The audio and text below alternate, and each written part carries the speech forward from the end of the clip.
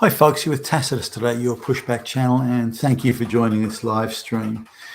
In this essay, I'd like to talk about how, in my view at least, how the Western governments use employment in regional cities and towns and areas, so taxpayer-funded employment, to instill and spread woke social ideology in the area.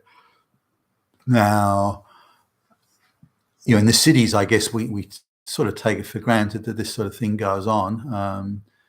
But in the regional and rural areas, it's sort of harder to do. It's harder to find activists that want to travel or go and live in the rural areas and so on. So, they don't want to live out there with all those hayseed chewing damn Nazi fascist hicks.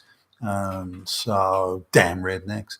So, they're sophisticated people. They've got a gender studies degree and they live in the downtown areas of the city, and screw those damn fascist rednecks out there in the sticks.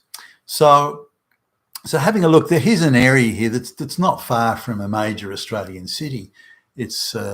It's less than 100 miles away, and it's got a population of 320,000, give or take.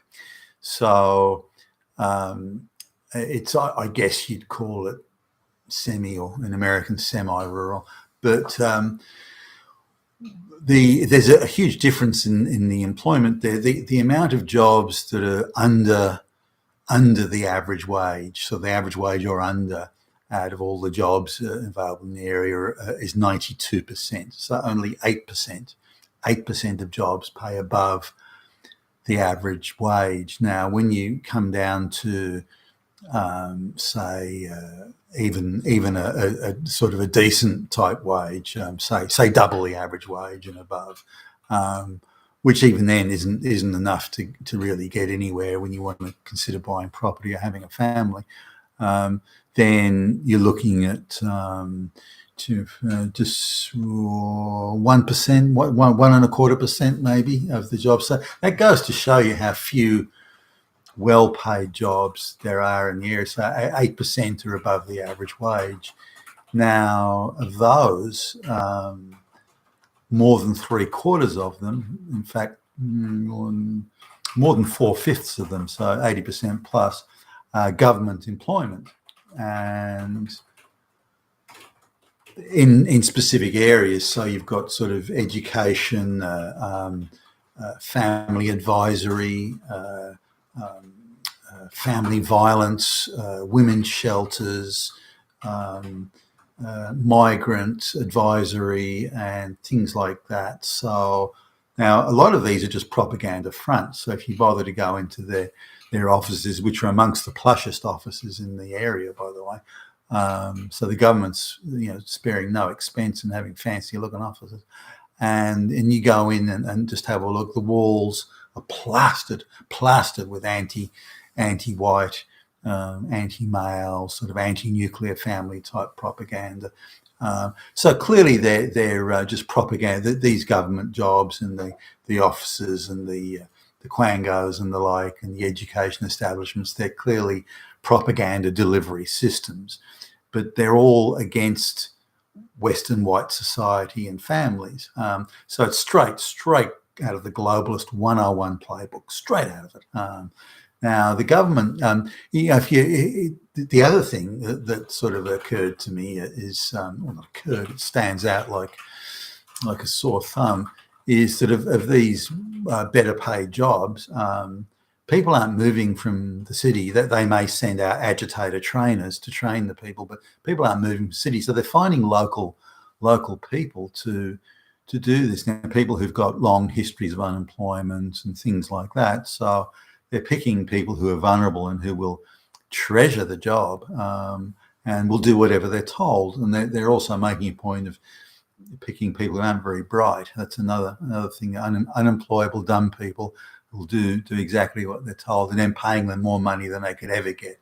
So you're looking at somebody that may, at the very best, may work in some low-paid shit retail job somewhere, and taking people like that, some angry woman who's unable to have relationships with men, who's angry and bitter, brought up by an angry, bitter single mother, and they're getting someone like that and saying, "Hey, guess what? We're gonna pay you double what you could make, and 2.5 times what you can make anywhere else.